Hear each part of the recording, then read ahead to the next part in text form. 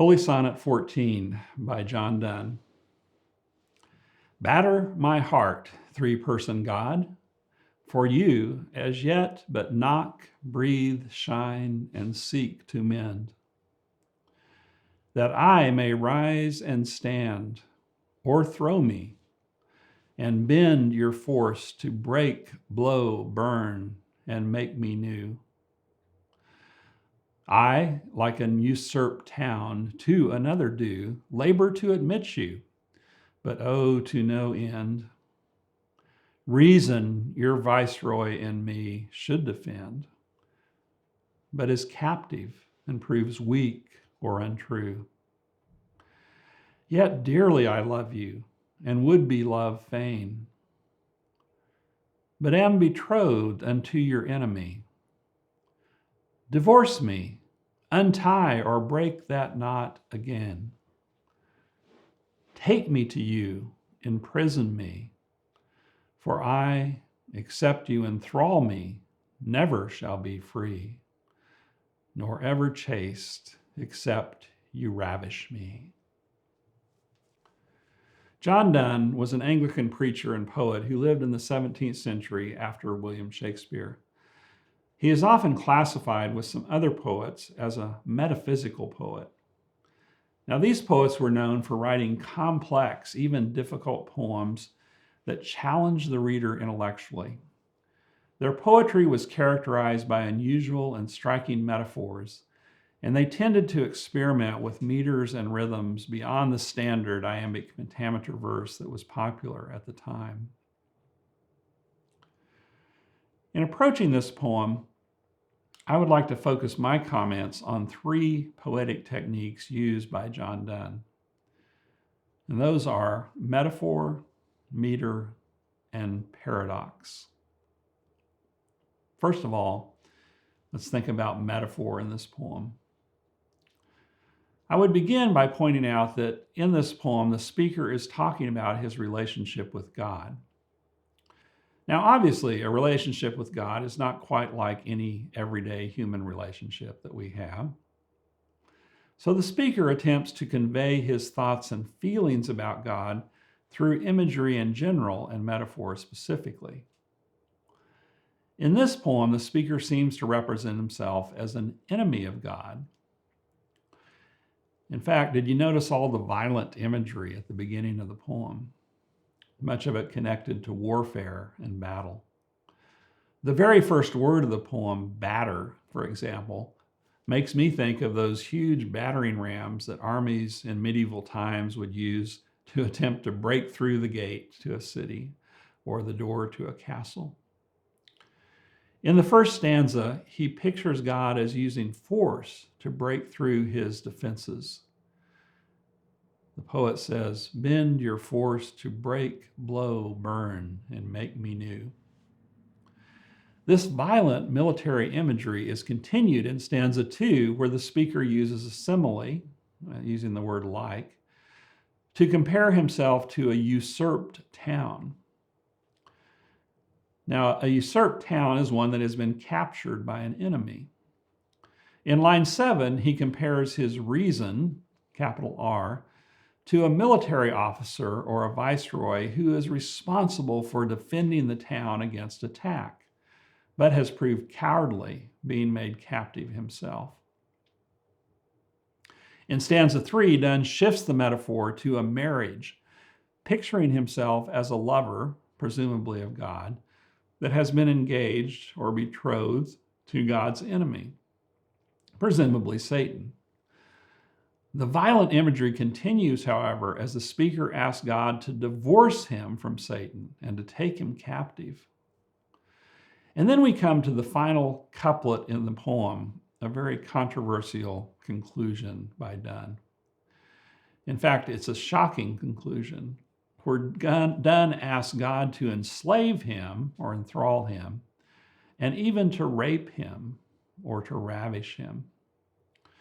It seems clear that Donne intended to shock his readers into considering the importance of a relationship with God, since, I don't know about you, but I would not normally think of God as a violent warrior, much less someone who would force himself on a person sexually.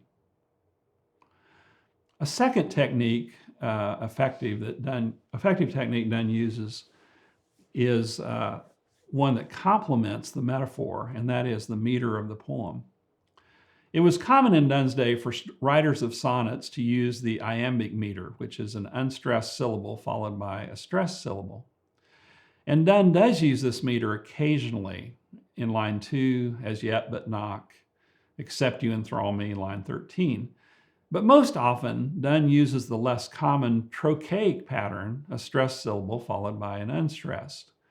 So batter in line 1 is an example, labor in line 6, reason in line 7. Even more striking is Donne's use of the sponde meter, which is 2 stressed syllables together. Note, for example, line 4, blow, burn, or line 2, breathe, shine. Overall, these shifting and unusual patterns create a roughness to the verse that was characteristic of Donne and other metaphysical poets. And in this poem, the roughness seems especially appropriate, considering all the violent imagery that Donne employs. For the reader, this creates a poem that is somewhat difficult to read. It certainly doesn't flow like a typical sonnet of Shakespeare. But again, the roughness and the difficulty of the meter seem perfectly matched to the intellectual and spiritual complexity and strong emotion conveyed by the speaker of this poem. A final technique used effectively by Donne is paradox. Now, a paradoxical statement is one that includes 2 seemingly contradictory ideas or concepts. Yet, when the statement is examined at a deeper level, what at first seems contradictory may in fact make sense. In the Bible, Paul often writes in paradoxical language about the gospel. For example, he states that God works through his weakness, and when he is weak, he is strong. Now, that statement makes absolutely no sense on a purely logical level, but when the spiritual meaning is considered, it does. In a similar way, Donne employs paradoxical language through his holy sonnet to describe both the nature of the speaker's relationship with God. Examples include line 3, that I may rise and stand or throw me. And most significantly, the final couplet, except you enthrall me, never shall be free, nor ever chaste, except you ravish me. As noted above, Donne seems intent on shocking us into recognition by stating these extreme paradoxes. To paraphrase, he is asking God to imprison him so that he can be free, and to force himself sexually upon him so he can be chaste or pure. As we read the language and imagery of this speaker, I think we can infer that this is a person who struggles mightily with his faith. He wants desperately to be a follower of God, but he just can't seem to do it on his own. So in desperation, he asks God to forcibly make him holy. Perhaps in this poem, Donne is portraying his own personal faith struggles.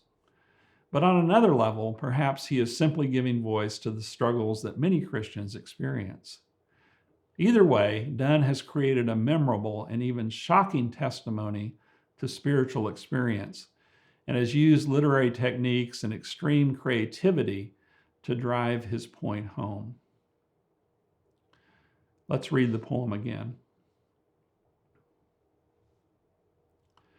Batter my heart, 3-person God. For you as yet but knock, breathe, shine, and seek to mend. That I may rise and stand, or throw me, and bend your force to break, blow, burn, and make me new. I, like a usurped town to another do, labor to admit you, but oh, to no end. Reason, your viceroy in me, should defend, but is captive and proves weak or untrue.